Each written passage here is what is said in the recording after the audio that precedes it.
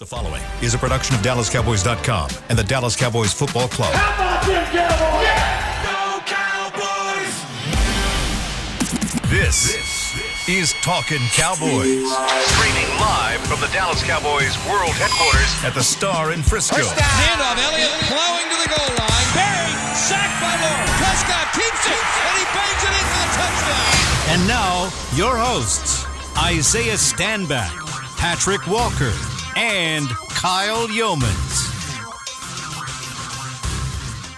It is a terrific Tuesday here from the Star in Frisco in the SWBC studios. This is Talkin Cowboys, presented by Black Rifle Coffee Company, the official coffee of the Dallas Cowboys. It is a Talkin' Tuesday, gentlemen. We are going to talk to Cowboys Nation. Give us a call, 888-855-2297. Once again, it's 888-855-2297. We'll take your calls starting in the second segment, alongside Isaiah Stanback yet again, Patrick No C. Walker. We've got Chris Beam in the back. I'm Kyle Yeomans. Gentlemen, how we doing? Been better. Why is that? Well, something happened this weekend? Yeah. That hurt you a little bit? Yeah. You still feeling bad from it? Well, it just sucks. I'm not going to be able to see you guys every day. I know it hurts. That's trash. It hurts because of many reasons. That's one of the reasons. Mm-hmm. I started going through the pictures last night. I posted it on IG. I felt a sad face. Put when it posted on. It. You felt a sad face? Felt a sad face. Me too. Like at the end of the year, I usually put together a little montage of pictures or whatever, and I put it up on Instagram last night, and it's just like, man, wow, that went by real fast. Went by real quick. And just like that, it's done. I'm just over here trying to figure out. Oh, gosh. What are you stirring up over there? I'm not stirring up anything. You stirring up trouble? I'm not stirring up anything. Apparently, sounds like you are. I'm not. We're still. Is it a little bit of nationwide trouble that you're stirring up over there, sir? We're just sitting talking about insurance either. We're just sitting here dealing with the loss of back in Santa Clara that the Cowboys had, and still kind of going through the grieving process of that as we start to unfortunately try to turn the page to the offseason that has now arrived earlier than we would have liked or anticipated, but also later than the haters anticipated. So true. But that said, and we said it yesterday, 100% honorable and noble for Dak Prescott to step up and say, hey, those two interceptions were 100% on me, saying how he has to do better, saying that he will go into the offseason and virtually guaranteeing that the interception number that he put up this year will not occur in 2023. I wrote the article basically detailing the things that went wrong in San Francisco. The science is the science, and giving Dak a salute for taking accountability. And we put the article out on Twitter, and instead of everybody taking it as, hey, Dak Prescott took accountability, everybody's like, oh, the team is throwing him under the bus. Where's the bus? I don't see the bus. But, Twitter's going to Twitter. Twirdos are going to Twirdo. You know what I mean? So I know what you mean, no C. Yeah. But what's crazy is what's even more hilarious as this grows into its own thing. Because, first of all, I know how the game works. I get the game. The guys that what's the name of that show? First Fake. Okay, so that show. So I know their formula. Pat Fugazi, I know his formula. I mean, I know the formula, right? So the formula is for them to look at the trending topics, whether they care about it or not, and then they formulate segments off of it so that can continue to stir up the hive. And, you get the people who are angry, and you get them angrier, not realizing, or maybe realizing, that those people didn't read the article in the first place anyway. Because had they read it, they would have seen that it detailed all of the things that went wrong on offense as a whole. But you didn't read the article. Hell, you didn't even read the tweet, because if you read the tweet, then you know there are quotation marks in the tweet that says Dak on loss to 49ers. It doesn't say no C on Dak on loss to 49ers, right? So for those who read the tweet appropriately, for those that read the article and continue to follow the science and have followed the science up to this point, and thankfully will continue to follow the science, I thank you. We love you here at Talkin Cowboys. We love you here at DallasCowboys.com, and I love you for following the science lab that comes out weekly, and we'll continue to into the offseason. But just wanted to kind of get that off my chest. It's sad that this is the society we're in, but it's the society we're in, and really could have been resolved by one or two people just simply reading what was right in front of them instead of reading what they think they saw because they're upset in the moment and they need somebody to attack. But And if you want to see the tweet yourself, it's still up there because nothing's wrong with it. It was tweeted yesterday, 10:48 p.m. or no, excuse me, on Sunday at 10:48 p.m. It's got Dak Prescott looking down at a tablet. That's the photo that's on the article. It's actually a good article. I really liked it. Well done. Thank you. Yeah, I appreciate it. Because I actually read it. Because you, hey, this is a social media lesson for everybody. Yeah. How about you click the article and then you read the article before you retweet and you start providing opinions on the article? 100%. And here's what makes it even more sad is that even if you are a headline replier, that's just bad. Don't be a headline replier. That's just one of the worst types of human beings. But even if you were, what about a GIF a replier? Somebody that just replies in GIFs. You think that's a good thing? I think it's awesome, actually. I think that could be kind of funny. That's all Isaiah does on Twitter. That's why he's defending it. That's why he's defending it. But yeah, even if you had just read that headline, then you notice it says Dak on lost to 49ers. So, I mean, Dak is taking his accountability. So what everyone should be doing while the collective of Cowboys Nation is grieving and trying to move forward into the offseason to see what needs to happen in 2023, to see what will or will not happen for 2023. Give a salute to Dak Prescott. I understand that he made those mistakes, and we pointed out those mistakes, and we'll continue to point out those mistakes, and he's pointed out those mistakes himself. But for him to be able to stand up and say, hey, you know what, that's on me, again, that's honorable, that's noble, and that's a leader, and that's what you want leading the locker room going forward. So now it's just a matter of fixing the issues. And he's already getting to work on that. So, bottom line, read the article or shut up. There's the line. There you go. Yeah. How about that? All right. Let's and maybe don't start fights courtside. Yeah, that's probably a good one too. Yeah. Let's talk about some of the next day observations. I'm sure everybody here has gone back and watched the film. Everybody here has gone back and maybe gotten some ounce of sleep of thinking about what's going on and what went on with the Cowboys. But Isaiah, now that you've had a little bit to stir on it, what's still the number one takeaway for you in the loss to the 49ers? You gave them extra opportunities. Yeah. I mean, that's really what it comes down to. I mean, we've I don't want to beat a dead horse, but we talked about yesterday how you shut down Bosa. You shut down 4 of their top 5 weapons, and you still find a way to lose the game. That's just something that you just can't do. Right. It's not foreseen. That's not. If anybody would put that on paper and say you're going to shut down the number 1 sack leader in the league, and you're going to shut down 4 of the top 5 weapons for San Francisco, that's a dub. That's a dub, and it wasn't.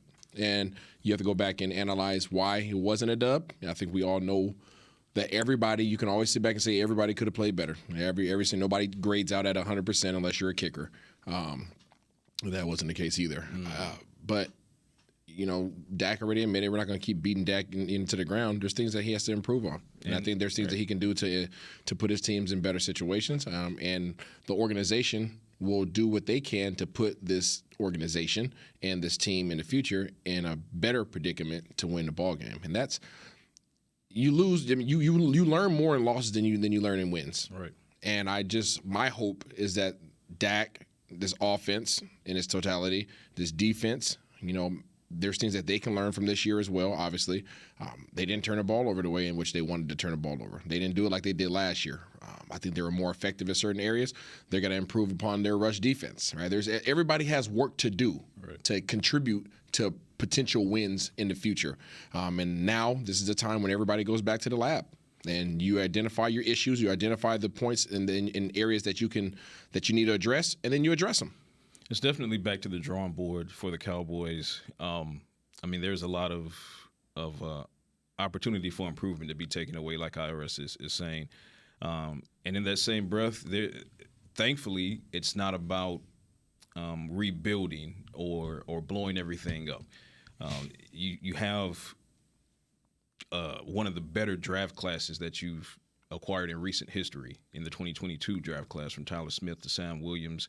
Obviously question mark still on Jalen Tolbert, but go down that list: DeRon Bland, Damone Clark. I mean, Peyton Hendershot as an undrafted guy, Jake Ferguson as a 4th rounder. I mean, the list goes on and on. So tons of promise when you add that up against, acquiring Micah Parsons in the 1st round, and previous to that, CeeDee Lamb. So your draft formula is magnificent. Mm-hmm. Is it perfect? No, it's not perfect. There are 32 teams in the league, and no draft strategy is perfect. Every team has an albatross or two around their neck where you're like, oh, we shouldn't have done that.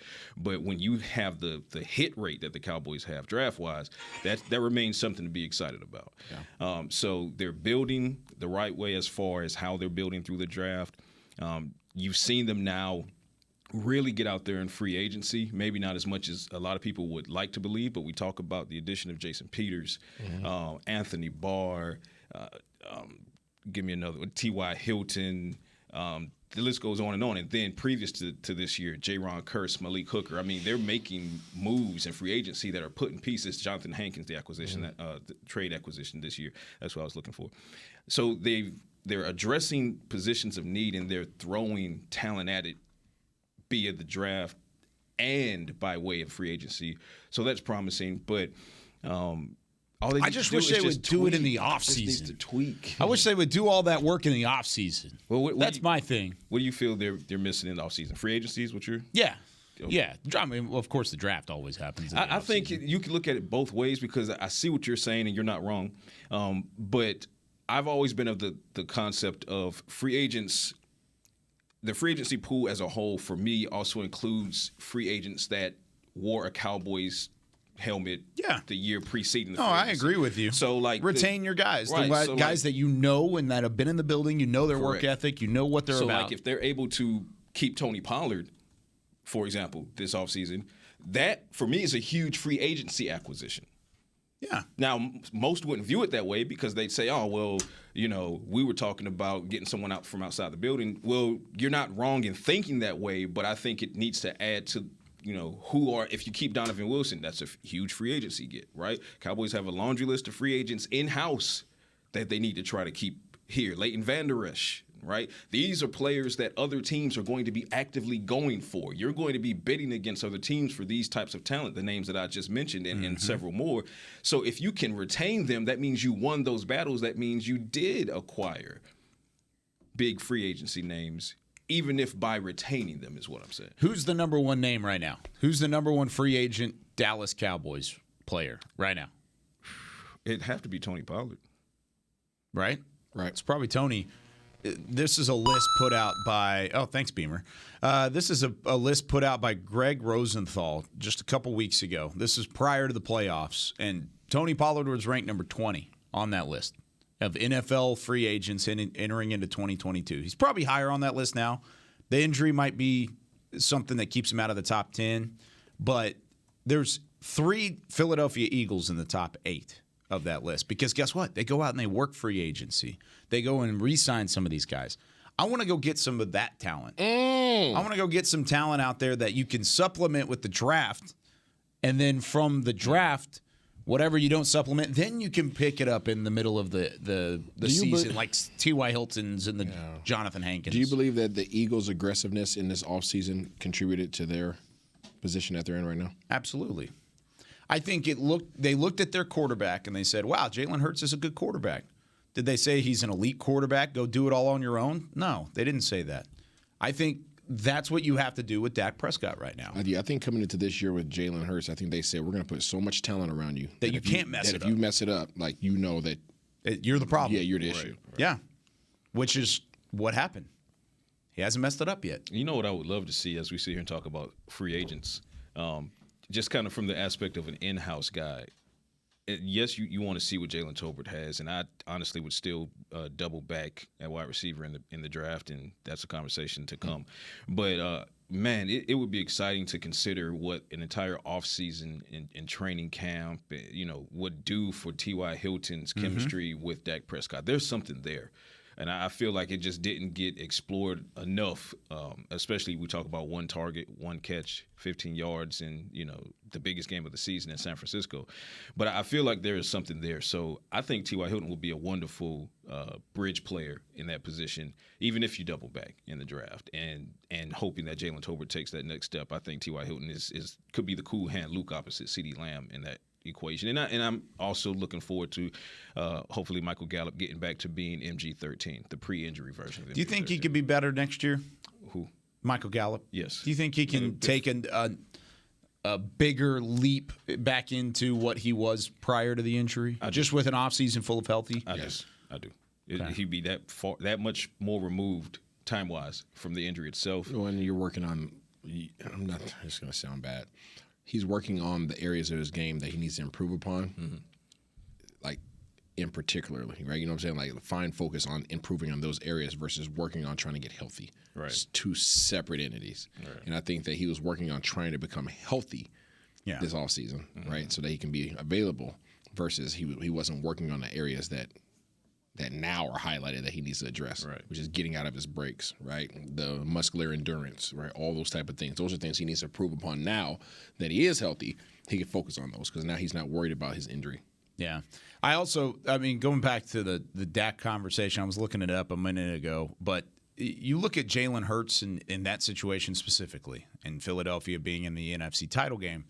He's also on a rookie contract, so they have some money elsewhere to go and spend. True. Because if I think he's got like a $1.7 million cap hit this year. Next year it's going to be 4.7, which is still nothing. Versus what is Dak's? 49. Well, 49, yeah. But you talk about what Jalen Hurts' market value is right now. There's a way to resolve that. People Hurts' won't have that conversation. market value of what he would be if you re-signed him right now, 44. Yeah. So he's right there. It changes your roster. Yeah. Agreed.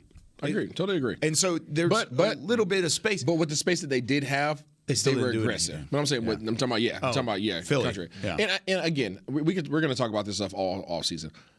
I don't think this roster was the problem. I don't think the roster was a problem. I don't think the roster was a problem last year. I don't think the roster was a problem this year. It was the execution.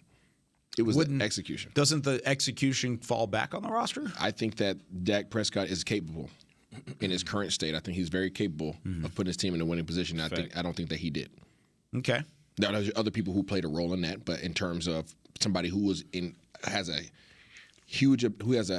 ability to drastically change the dynamic and the outcome of the game, who gets the ball in his hand every play, he did not do what he wanted to do or what he was even capable of doing. And that was a problem for him the whole second half of the year. I mean, the whole year, really, but especially the second half of the year, right? You talk about the 17 interceptions over 14 games. Like, that's not playing winning football. He's capable of reading coverages. He's capable of making the right decision. Those are the things that got him in a situation. It wasn't the lack of velocity. It wasn't always the ball location, but those are things that he can improve upon still, too, right? So it's not a lack of – it's not like he can't attain – these characteristics. He can't attain this level of excellence. He just isn't there right now. Yeah. For me, it's just in the aspect of interceptions. And I mentioned this before. Just in a slump when it comes to that.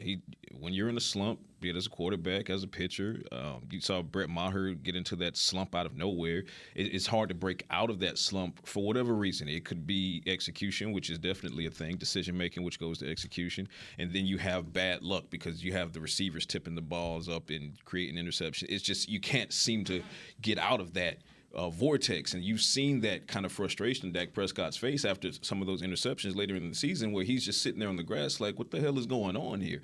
And it reminds me of what Ezekiel Elliott was dealing with a couple seasons or so ago. The fumbles. With the fumbles. Yeah. He was dealing with a rash of fumbles, something that he, for the most part, hadn't been known for. And all of a sudden, he was putting the ball on the ground time and time and time again. And at some point in that season, about the midpoint, he really started to dial in on it, him and running backs coach Skip Pete, and they got it fixed. Yeah. When's the last time you remember Ezekiel Elliott fumbling the ball? They didn't fumble this year at all. Right. Neither he nor I think Tony he Pollard. one in like the past 2 seasons. So when you look at it from that aspect, I'm confident that you can address it. While the slump did occur and that sucked and he just couldn't get out of that vortex, well, now you have an entire offseason to work out coming out of that vortex mentally. And much like Ezekiel Elliott was able to finally escape the Bermuda Triangle of those fumbles, I'm confident Dak Prescott will be able to do so because this is not Dak Prescott.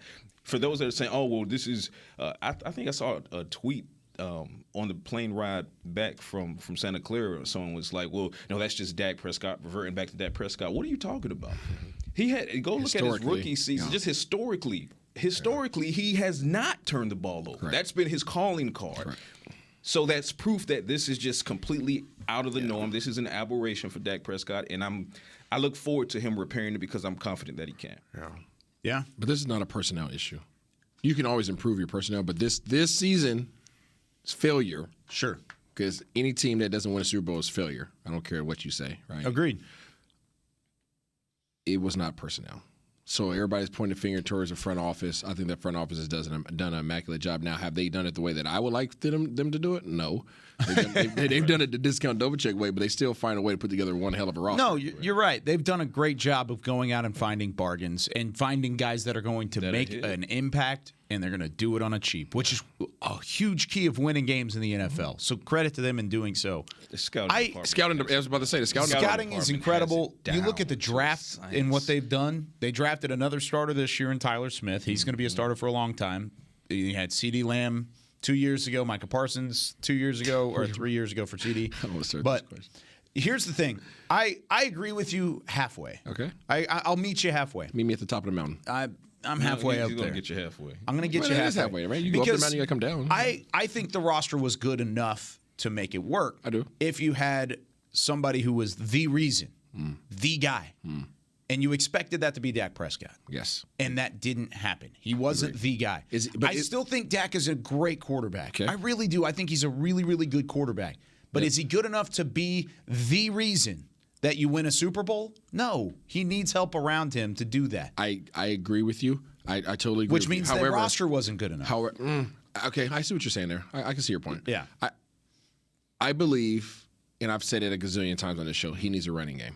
Exactly. He needs help. In that running game. Okay. Well, Tony Pollard was a piece of that help, and he went down. He was. But so then you got to start peeling back the layers. Okay. Tony Pollard got hurt. Zeke was ineffective. Okay. Zeke's not what he used to be. Everybody understands that. He understands that. But what do you have to go back to? What creates those holes? Offensive line. Offensive line. There you go. That's fine too. I said it yesterday. I think on the fan. I was like, they have to get back to emphasizing bully ball up front, and if they're able to do that, then once they secure that solid front line, then you can do whatever the heck you want to passing-wise with Dak. Yeah. But still, that doesn't change his decision-making. I don't always agree nor listen to national personalities. Okay. I like to form my own opinions. For sure. I saw this yesterday after I had already said this on a couple of calls throughout the morning. Our friend David Hellman, of course, formerly at DallasCowboys.com, now at Fox, he said, and this is a tweet that I agree with completely, he said, Sunday emphasized something I think we already knew. Dak Prescott isn't good enough to be, and he capitalized these two words, the reason his team wins. The brutal truth, though, is that I'm not sure there are more than 2 to 4 of those guys in the NFL right now, which I agree. 2 of those 4 are in the playoffs still, and they're both on the AFC side. That's Joe Burrow and Patrick Mahomes.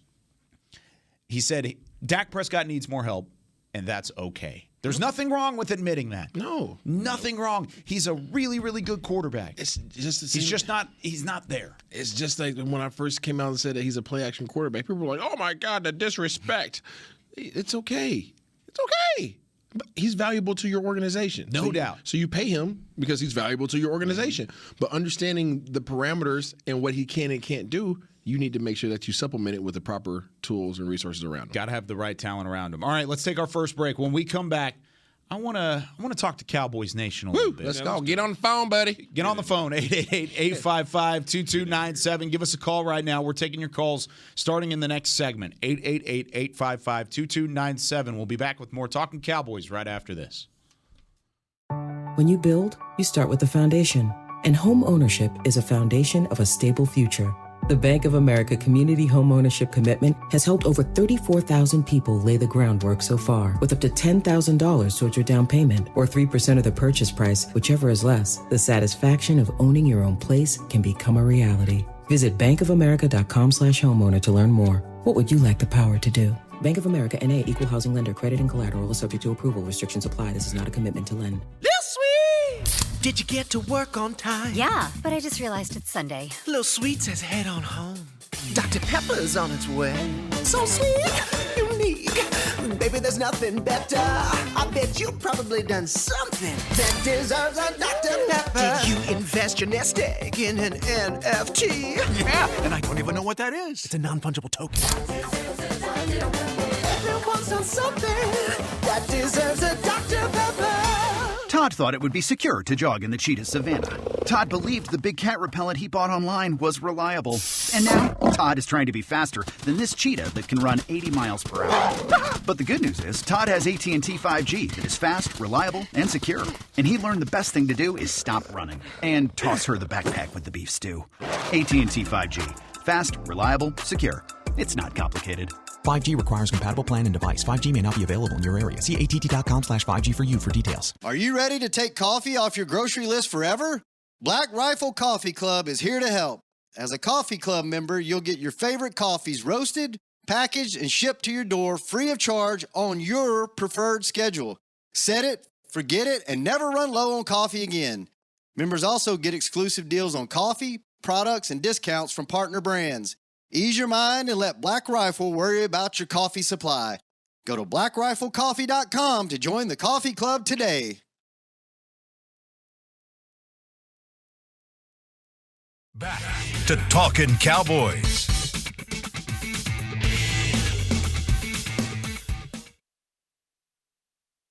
For the ultimate Cowboys fan, join Dallas Cowboys United, presented by Globe Life, starting at just $20. Join now and get your fan pack, exclusive benefits, and a whole lot more. Visit DallasCowboys.com/United for details and to join today. Isaiah Stanback, Patrik "No-See" Walker. I'm Kyle Yeomans. It's time now to talk to Cowboys Nation. One final time on a Talkin' Tuesday here for the 2022 campaign. Let's start things off across the pond. Let's go out to Italy, where our friend Marco now joins us here on Talkin' Cowboys. Marco, you're on Talkin' Cowboys. How's it going? Hey, guys. Good morning. Thank you for having me again. Of course. What's on your mind? Marco? I wanted to share my view with you and hear, what you think about it. In my opinion, there are reasons for hope. Last year's problems, penalties, red zone offense, run defense, they've been largely addressed. Mm-hmm. And personally, I can draw a similarity with the Green Bay Packers of the early 90s when they lost 3 times against the Cowboys in the playoffs and they eventually came back to win the Super Bowl. If you look at our last 3 years, Cowboys team has constantly improved. 6-10, 12-5, lost in the wildcard game, 12-5, lost in the divisional round. So then the question becomes, is Doug the right guy to carry this team to the victory?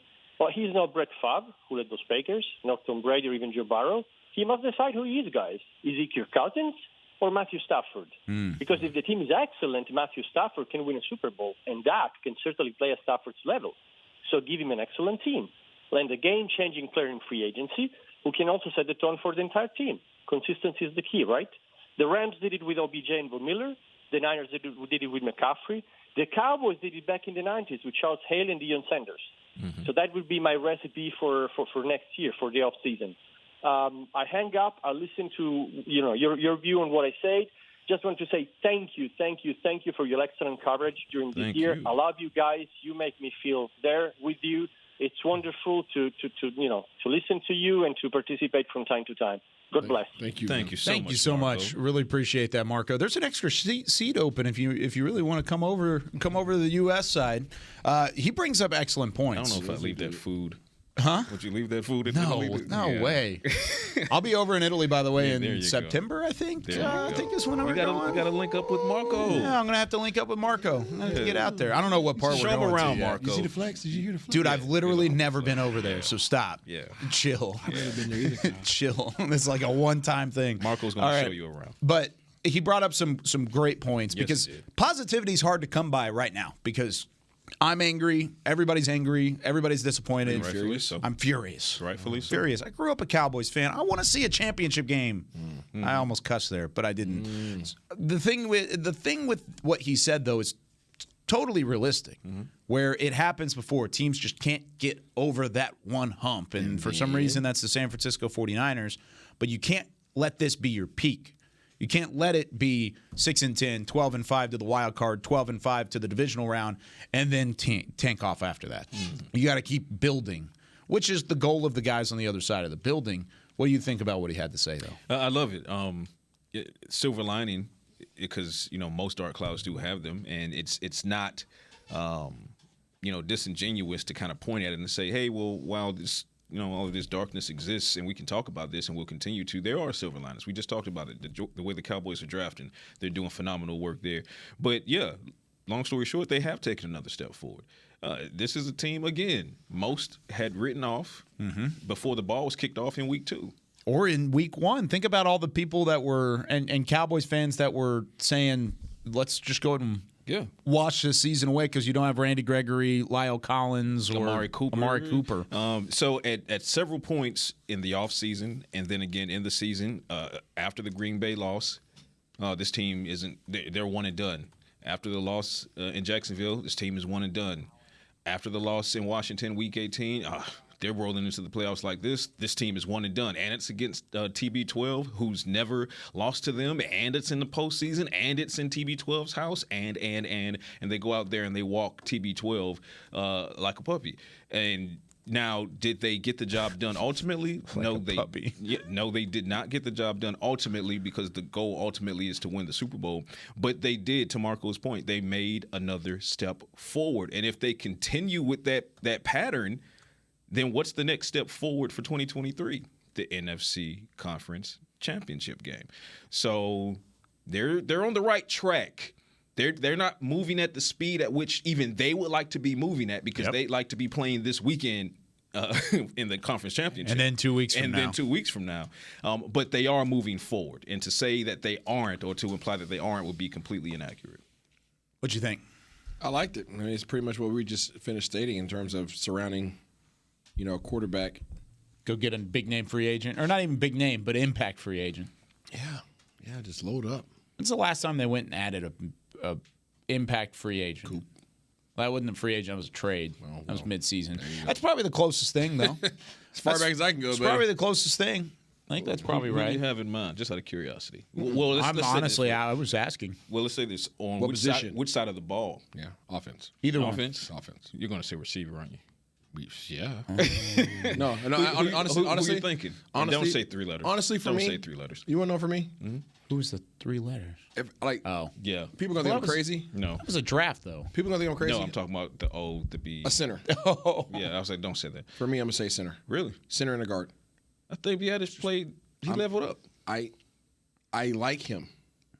I'm on record saying I like him. I don't think he's enough. I've been on record of saying I don't think he's enough for 3 years now. So I have no. Remember how much I wanted Tyler Linderbaum last year? Yeah, I love his effort, and I think he's too small. I like his effort. Hey, he's still good. I like his effort. I like his tenacity. I like all those things. I just think he's too light. You definitely have some O-line questions, because Connor McGovern is a free agent. Mm-hmm. Are you moving? Well, you are moving Tyron Smith back to left tackle. That's going to happen. Better. If I'm playing back at right tackle, if I'm Will McClay, if I'm Smith? playing Jerry Jones, I'm going out there and I'm securing a big name center and a big name guard, and I'm locking it in. But don't you have your guard? No, left guard. Tyler. Let's talk. You know what? I like this idea. Did we just become okay? I like this. This is turning into a whole show that we're going to use next week. I want to talk about the offensive line, state of the offensive line. Because of Tyron? I want to talk about it, because it's going to start to become a conversation of Tyron. When is the end of the rope there? When is the end of the rope at Zach Martin at some point? Tyron shuts it down after this year. Do you think, like now, he's done? He's played his last game as a Cowboy? I don't agree with that. I think he. I don't necessarily agree either, but I don't think you're far off. I think he's done filling holes. Okay, well, we're going to save this to next week. We got a show on Tuesday. We're going to save it for that. All right, let's go to Anthony in Rhode Island. Anthony, you're on Talkin Cowboys. It's great to be on Talkin Cowboys with you all. Patrick, yesterday you made a comment about get used to it, because they're not getting rid of him. Mm-hmm. And when you look at Dak Prescott in his 7 years, and you look at the salary that he's going to be commanding to get next year, I think it's like $40 million. It's like 49. A third of the cap. Yeah. It's like when you look at the two teams that drafted their quarterbacks before Prescott, are they still with their team? No. No. And they said, hey, listen, we got to move on. These guys aren't cutting it. And they did. The Cowboys are not really they don't have to commit to him. If they, commit to him, then they're saying, well, you're our man. But sometimes when you look at, that game and those two crucial interceptions, it's like he can't go there. He can't throw that ball and put that defense back on the field when they did everything that they could for the Cowboys to win that game. He put his team behind the 8 ball. That rookie quarterback outplayed him. Yes, he was only asked to do what he could do, and he did it. And Dak Prescott could have been a little better with the ball, and he was like his old self, just throwing it nilly-willy. I can beat that guy, and he couldn't. So, Anthony, really quickly, I want to ask, are you saying that you want to move on from Dak? You would like the franchise to move on? Say it with your chest. Well, I'm saying that in 7 years, you're not he saying it hasn't with your gotten chest. us to where we could be. So, therefore, I'm saying, you know what? Cut your ties, move on. And I'm saying it's time to start over again. He said it with his chest. He did say it with his chest. Thank you for the call, Anthony. Appreciate you. Anthony in Rhode Island. I don't agree at all. I really don't. And plus, it would be really hard to move on You're from entitled Dak to your Prescott. opinion, Kyle. I am entitled to my opinion. Yes, you are. I do not agree. It's freaking America. But at the same time, I understand the frustration because this is going to be year number 8. And this is where you've gotten. Yeah. Brock Purdy is tied for all-time career playoff wins with Dak Prescott. They have the same amount of playoff wins. Brock Purdy, his first playoff game was a week ago. I mean, at some point, the frustration builds. Here's where I am with it. And Anthony, first of all, thank you for calling in and great points. You made no C's eyebrows raise up. Yeah, because he said back to his old ways. Old ways. And we just talked about that. If he was back to his old ways, he wouldn't have been throwing the interceptions. So that's kind of an oxymoron. I will say this: the 2 interceptions, as I said yesterday, indefensible. And I'm not going to try to defend it. They shouldn't have happened, period. They can't happen. And especially on a stage that big. They can't. They just can't. But it's also true that the Cowboys are not going to move on from Dak Prescott. And when you look at the total body of work, he's shown enough for you to believe that if you put the right talent around him, this team can win the Super Bowl with Dak Prescott at quarterback. And that's really just the bottom line of it. And when you say he's going into year 8, you're right. Completely factual. He is going into year 8. You like to see more than, a couple playoff wins, et cetera, et cetera.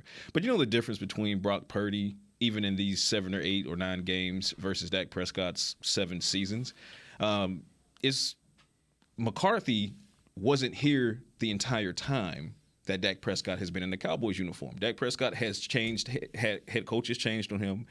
Offensive coordinators, you go from Garrett calling plays to Scott Linehan being handed those keys to Kellen Moore, and then Kellen Moore was very green in the game because Kellen Moore went from backup quarterback to almost instant promotion to being quarterback's coach, and then from quarterback's coach the very next year he was offensive coordinator. That's a lot of change that has occurred in the 7 years Dak Prescott has been here. He's only really had stability the past 3.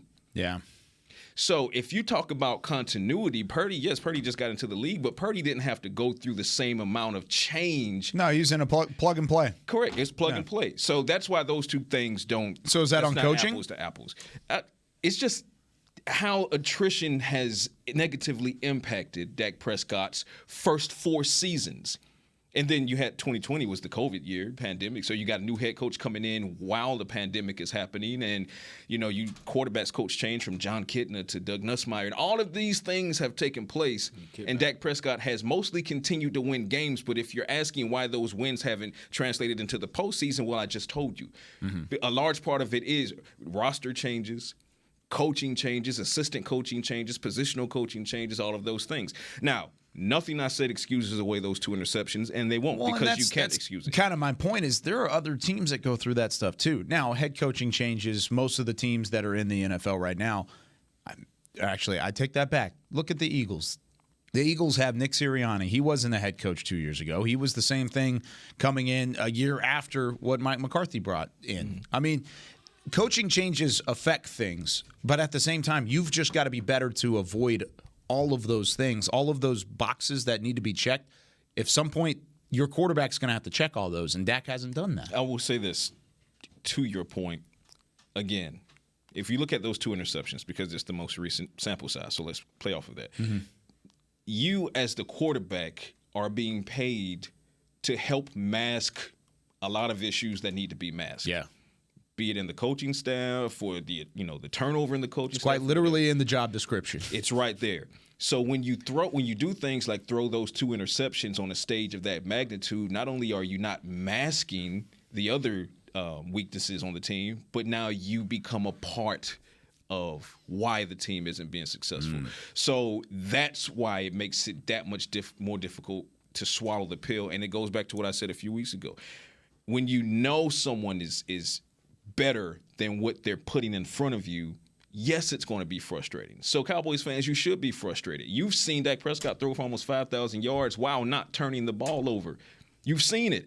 So then when you see a season like 2022, when he's pressing and he's doing a little bit more hero ball than necessary, and it puts the team in bad positions, but then the very next week you see him walk the GOAT.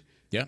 Right? Or you see him going to Minnesota. And contextually at the time, Minnesota was the number 2 seeded team. And, you're not going to go into Minnesota at 40-3. So when you know that Dak Prescott is capable of leading an offense that can do that to teams, and then you see him go out and have such a bad game like he did against the 49ers, it should be frustrating. And that frustration should tell you something. It tells you that your expectations of that particular individual, that particular side of the ball, are higher than even you might be willing to admit to yourself, because if they were low, you wouldn't be this frustrated. No. You wouldn't be this angry. You simply say to yourself, we knew it. Yeah. You know what I know? What do you know? I know that today Kellen Moore is interviewing for the Carolina Panthers head coaching job, and Dan Quinn is interviewing for the Arizona Cardinals head coaching job. Second interview with the Cardinals. What happened to that continuity? Is it gone? 48-hour rule, maybe. Right? Yeah. Get out of there. So, who's second interview? It's Dan Quinn's second interview with Arizona. Yeah. Mm-hmm. All right, let's take our second break. When we come back, we're going to hear from Alan in Clearwater, Florida. Let's step aside for a quick moment. We'll be back with more Talking Cowboys right after this. Todd thought it would be secure to jog in the cheetah savanna. Todd believed the big cat repellent he bought online was reliable. And now, Todd is trying to be faster than this cheetah that can run 80 miles per hour. But the good news is, Todd has AT&T 5G that is fast, reliable, and secure. And he learned the best thing to do is stop running and toss her the backpack with the beef stew. AT&T 5G. Fast, reliable, secure. It's not complicated. 5G requires compatible plan and device. 5G may not be available in your area. See att.com/5G for you for details. Black Rifle Coffee Company serves premium coffee to people who love America. When you drink Black Rifle coffee, you are directly supporting veterans, law enforcement, and first responders in your community. Black Rifle's expert roasters love coffee almost as much as Texas loves football, so it makes sense that America's Coffee partnered with America's team. Go online at blackriflecoffee.com and fuel up with the official coffee of the Dallas Cowboys. That's blackriflecoffee.com to fuel up today. This sweet! Did you get to work on time? Yeah, but I just realized it's Sunday. Little Sweet says head on home. Dr. Pepper's on its way. So sweet, unique. Baby, there's nothing better. I bet you've probably done something that deserves a Dr. Pepper. Did you invest your nest egg in an NFT? Yeah, and I don't even know what that is. It's a non-fungible token. Everyone's done something that deserves a Dr. Pepper. Want to use what the pros use? How about the official men's skincare brand of the Dallas Cowboys, Jack Black? Right now, you can get the Jack Black Starter, a curated collection of Cowboys locker room favorites for just $10 with free shipping. The starter includes 4 Jack Black skincare favorites, plus a full-sized intense therapy lip balm. Go to getjackblack.com/Cowboys and use the code word TEAMJB. That's getjackblack.com/Cowboys. The Jack Black Starter, $10, free shipping.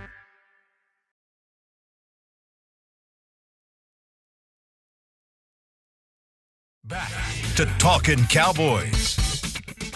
Back here on Talking Cowboys. Of course, we're just steps away from the Star District at the Dallas Cowboys World Headquarters in the Star in Frisco. Visit the Star District, your destination for excellent dining, premier shopping, and exciting events. Visit thestardistrict.com for more info. All right, we've got Isaiah, we've got Patrick, Chris. We've also got Alan in Clearwater, Florida, wrapping up our Talkin' Tuesday today. Alan, you're on Talking Cowboys. What's going on? Good morning, guys. Thanks for taking my call. For sure. So chiming in on this discussion about Dak. I want to share my perspective and get your input, especially yours, Isaiah, because you're a former quarterback, and so your opinion about what happens in the coaching room and for the quarterback is critical. But following up on Patrick's point, my position has been for quite some time that a quarterback like Dak is certainly talented enough to take the team to the Super Bowl. He's proven it. Okay, the problem seems to me that he's not being coached. And this point was finally made on Cowboys Break yesterday by the announcers there. From the outside perspective of a fan, if the man has the talent and he can perform like he did in Tampa the week before, it is his judgment, it is his decision-making, and he's not the most accurate of quarterbacks, as Isaiah has commented many times. But he's good enough to win. So my position has been, it appears that he's not being coached. Maybe the coaches like Kellen Moore are too young. He's doing schemes. But what it looks like is and the question is this fixable by coaching? If you have a quarterback who's not Mahomes, who's not Josh Allen, and has not earned the right to make decisions in the game, it seems to me that the coaches are the ones that should be putting him in a position to use his talent, and they need to be coached. Can decision-making be coached? And when you have a quarterback who's not the most accurate, can't you design schemes where he can be successful? Because there have been many before him. That's what I'd like to know your opinion on. What do you think?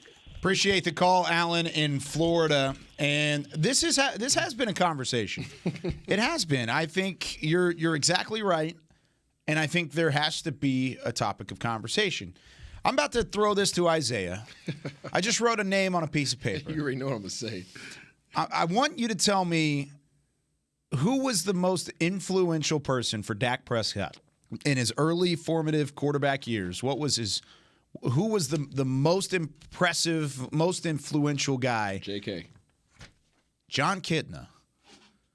So, didn't we have this conversation offline yesterday? A little bit. Yeah. Is this a conversation that needs to be had again? You don't have to go get John specifically. No, get John specifically. Okay. I don't know.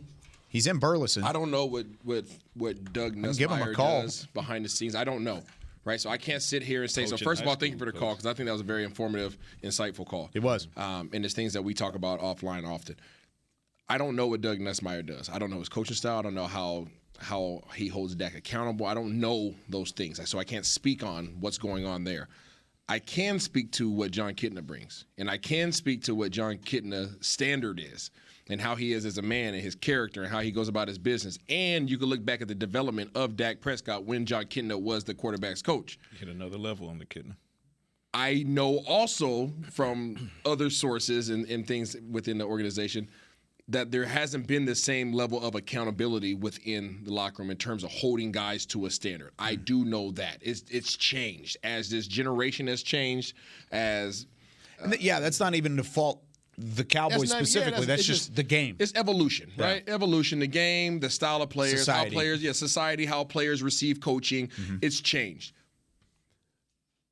One thing that hasn't changed is doggone good coaching.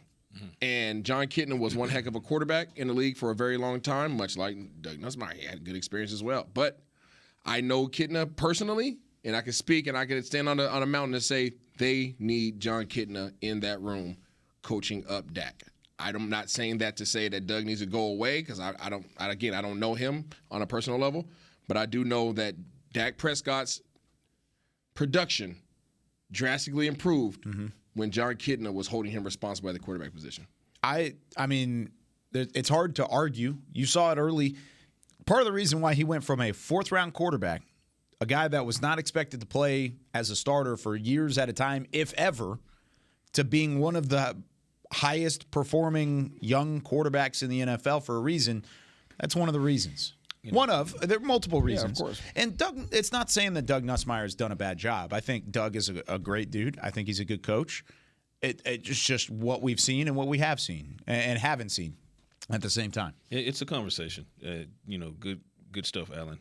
And it's something that offline yesterday, we were kind of volleying around the office a little bit as far as, what moves should be discussed. And again, Nussmeier's most certainly not done a poor job. So that's not what we're saying here. But the evidence is there, and you know how I am, science. The evidence is the evidence. The evidence is when John Kitna was brought on to be quarterbacks coach for the Cowboys, Dak Prescott quite literally hit the next level, found another gear that very same season under John Kitna. And he wasn't turning the ball over. He wasn't making those mistakes. So I realized that John is seemingly pleased with his position at Burleson. Yep. But Mr. Kitna, if you don't mind a conversation, I think it's worth the conversation. Obviously. I wonder what he's doing next week. Yeah, I wonder what he's doing on Tuesday at 11 a.m. Yeah. You think that's a high character individual, right? You got a phone call in you? That's a high character individual. Isaiah, you got a phone call in you? Listen, you want to talk about somebody who walks to his own beat? That's John Kitna. Yeah. That dude is a man with a heart. Can we get him to walk to our beat next week? That's a phone call. That would be a guest. Bill McClay and Jerry Jones and I would love to even just pick his brain. I'm not even saying to get hired. I'm not even talking about that. I'm talking about I would like to even sit him down here and pick his brain on just Dak. Get his take on it. Might be something we look into. Yeah. We're going into offseason mode, so why not? Why not? All right, because we know he's been watching. We know you've been watching, John. Oh yeah, he's been watching. We know you've been watching, John. So here's the schedule moving forward, everybody. So this is our last daily show. Oh, dagnabbit. Mm-hmm. Yep, we are done for the week. We will be back on Tuesdays. Every single Tuesday, it's a Talkin' Tuesday. Mm-hmm. We're not going to always take phone calls because we only have one show a week. But we're going to do 10 a.m. Central Time is when we'll stream it, when we'll be live. 10 to 10:50-ish, I guess, because there's a show at 11. I didn't know if we went to a whole hour. No, I don't think it's technically a whole hour this year because they've scheduled it via, right on the top of the hour. So probably about a 50-minute show. But every Tuesday from 10 a.m. to 10:50, we will be live on Talkin' Cowboys throughout the offseason. Once again, everybody that's listened throughout the year, thank you. You guys are awesome. We Talkin' see you. Cowboys Nation, we absolutely see you. Patrick, it's been a pleasure getting to have you on the show. Man, it's been a fun first ride with you guys, man. Oh, yeah. Looking forward to many more. I was about to say, one down. Let's keep rolling. A whole lot more to go. Keep on rolling. Who knows? At some point, we may add that fourth chair. It's still wide open. You listening, Rob? It may be, yeah. We're going to finally try and WWRD. We're going to finally try and do it. But we've got Isaiah Stanback. Isaiah, as always, great job, buddy. Better man for another man. Keep after it. And then Chris Beam, thank you for everything. Thanks, Beamer. There's been a lot of short nights that you've been running the ship back there in the back. He's a beast, people. Oh, I thought he was going to say something. I guess he was going to give us a bing. Well, I have to turn down stuff in here to say. Beamer's like, you don't know what I'm up against in here. There's a lot of things I have to turn down. I used to run it back there. I do know what he's up against, and I usually he's quicker than I ever was. So I give him turn down like 4 things. I give him the benefit of the doubt. All right, man. Thank you so much, everybody. Thank you, Cowboys Nation. Talkin' Cowboys Nation. We'll be back next Tuesday, 10 a.m. Central Time. For Chris Beam, Isaiah Stanback, Patrick No-C Walker. One final time from the 2022 season. I'm Kyle Yeomans. We'll see you next week on Talkin' Cowboys. This has been a production of DallasCowboys.com and the Dallas Cowboys Football Club. How about this, Cowboys?